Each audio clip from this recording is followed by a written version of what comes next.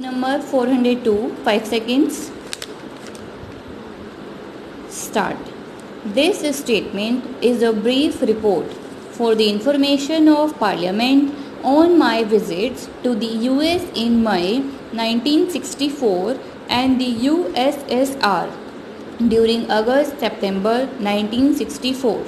The object of my visit to the US was to secure material and financial assistance for the implementation of India's 5-year defense plan covering the period April 1964 to March 1969, to which I had made a reference during the debate on the demands for grants of the Defense Ministry in March 1964.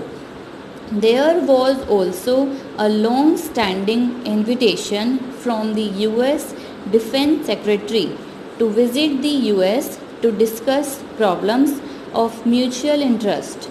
I also received later an invitation from the Defense Minister of USSR.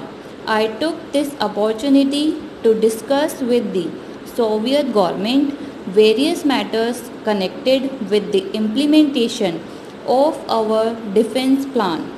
The task of re-equipping and modernizing our armed forces is a very stupendous one. In order to ensure systematic development of our defense potential in the light of the threat facing the country, earlier this year, we prepared a 5-year defense plan. The programs of modernization of the defense forces and improvement of facilities for logistic support of the armed forces would call for additional outlays on defense.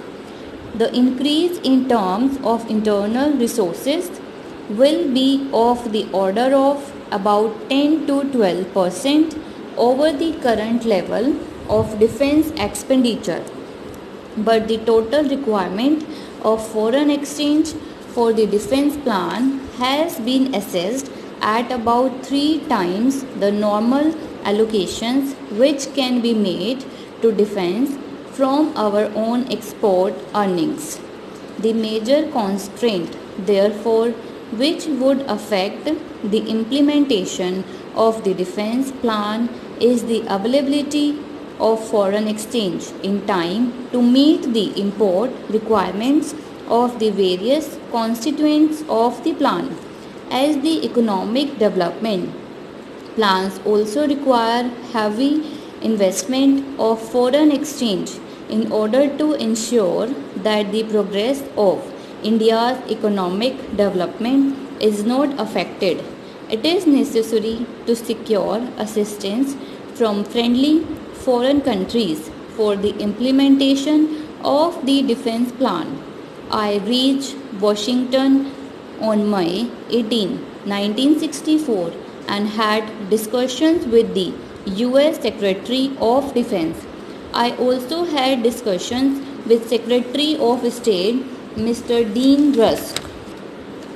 I also discussed the question of supply of high performance fighter aircraft for the Indian Air Force, the need for which was established in exercise Shiksha held last year. The US authorities, while discussing supply of which aircraft under the military assistance program, pointed out that the question of introducing another type of supersonic aircraft may have to be studied further. In the circumstances, no final decision was taken. The US authorities offered to send a team to experts to determine whether they could be of assistance in further development of this aircraft and in its production. The team has since visited India and has submitted a report which is under exemption.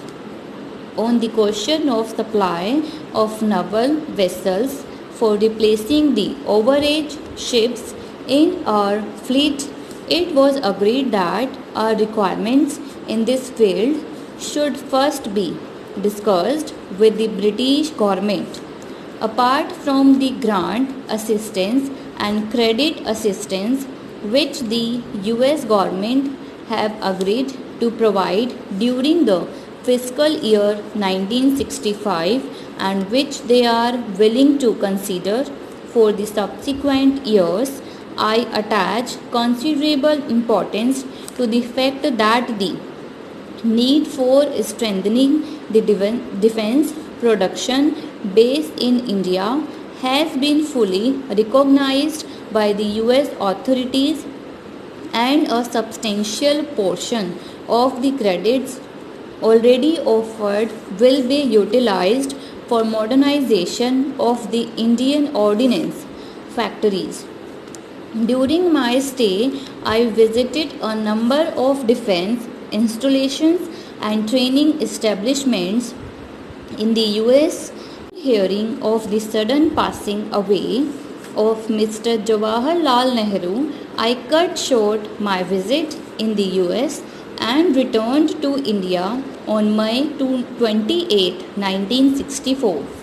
A meeting with President Johnson scheduled for May 28, 1964 could not take place.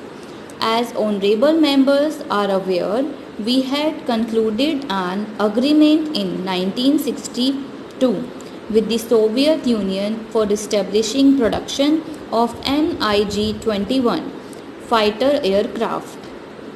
While we have proceeded with civil works and preparation of project reports, it was found that there were several important fields not covered by the original agreement, in which, without additional Soviet assistance, it would not be possible to establish early production of the aircraft.